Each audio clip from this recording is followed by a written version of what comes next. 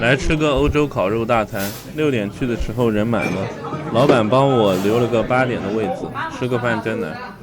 安特卫普街上连个人都没，不预约还吃不到这个餐厅，哪里都是两极分化。这一盘烤肉是猪肉牛肉混合的，一会儿来讲讲吧。这个店上次我来过，生意感觉没那么夸张，可能上次来的太早了。上次来吃觉得差点意思，但我感觉它是有亮点能做好的那种。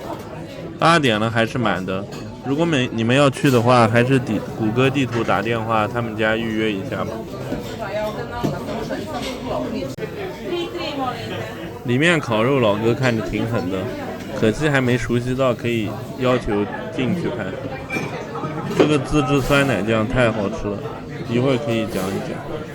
比很多米其林配面包的酱还好吃，更接地气，而且味道挺独特的。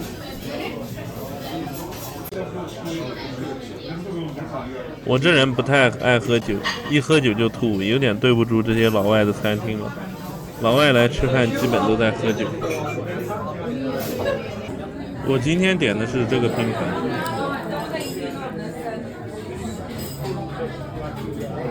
老板拿来一个加热盘子的东西，下面有火，确实有细节的。国内这个挺常见的，但老外的这种烤肉拼盘店不太常见。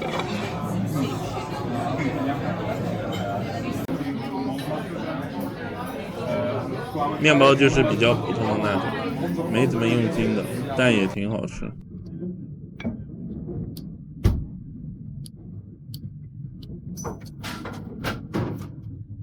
就这个酱吃着觉得是在吃咸的酸奶，但是回味是清香黄油的味道，奶味很浓但不腻，但是一点都不咸。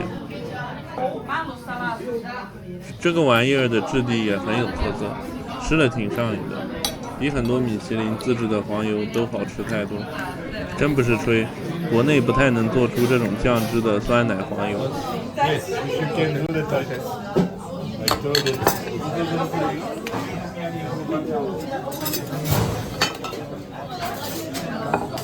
这个肉量就是我喜欢的，具体什么肉可以看前面菜单，我给翻译了。我第一眼看上去有个类似牛排的东西，可能是牛腰肉，有点老。这个就是真正的番茄酱，看着是现炒的，不是超市里面买的那种。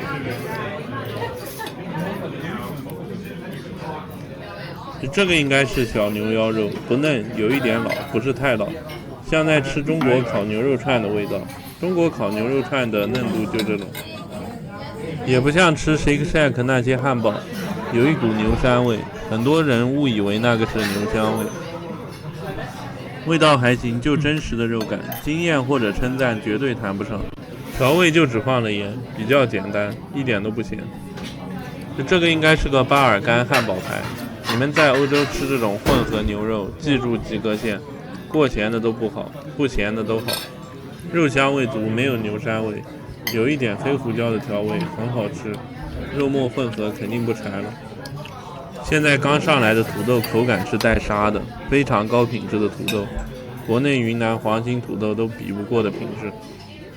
巴尔干烤肉条也不咸，好吃，跟刚才肉饼差不多，也有一点区别。番茄酱就基本是个中国番茄酱的做法，基本没有什么西餐的味道，很香，酸甜浓郁。我发现欧洲人对膻腥味都很注意，做得好的餐厅也都没有这些玩意儿。我平时不喜欢蘸调料的，但这个番茄酱是现炒的，还有个细节，巨烫，不是温热的。就这个小牛腰肉的问题就是有点老，选品还是偏向普通的，新鲜也新鲜。蘸着番茄酱吃的话，就感觉没那么老。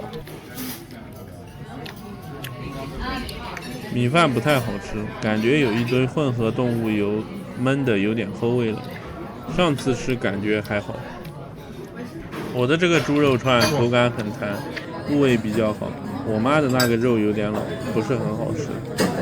这种一般分2个情况，老板故意的，好的差的一起卖。第二种就是供货商不太好。基本如果你要开个餐饮店都会遇到的问题，每天给你送菜的大部分都会玩这招，时不时给你加点不好的材料。你看这个猪肉的横切面，还是带点粉色的，但我完全没吃出来肉有点没熟。我这个猪肉的口感是很好的。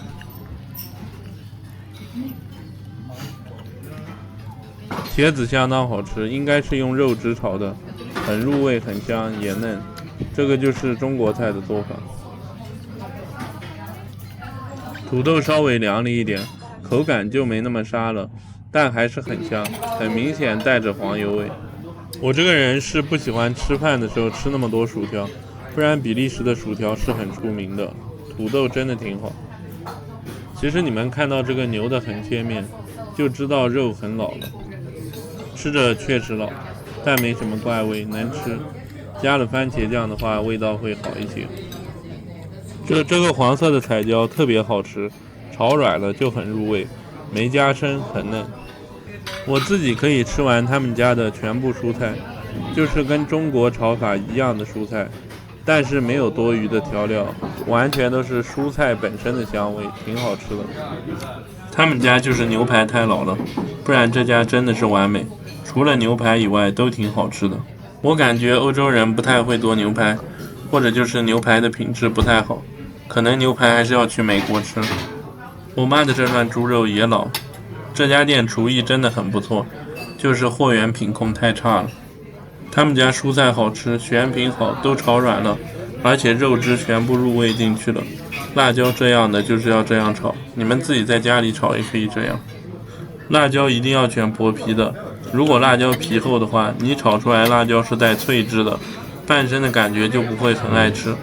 辣椒这个东西其实真的挺奇怪，脆的反而不好吃。看看这个猪肉的品相就不太好看，肉的质地和颜色就挺死的。虽然里面半生不熟，但真的没吃出腥骚味，也没吃出来因为半生不熟软嫩的口感。有观众知道是为什么吗？这个牛排也是，感觉大概是个8成熟，也挺老的。可能还是价格太便宜了，54欧元，那么多肉还配品质牛排，不太可能。也没搞懂老板的经营思路，真的没必要配牛排，还是客人不看品质，只看丰盛度。总结一下，蔬菜好吃，酸奶酱顶级，土豆好吃，除了牛排和那串猪肉，其他都挺好吃的。我今天就不评分了，这次不是说不好，是感觉品控还是有点问题。希望他们以后能好好做吧，跟我觉得他们家让我很满意的一些产品一样。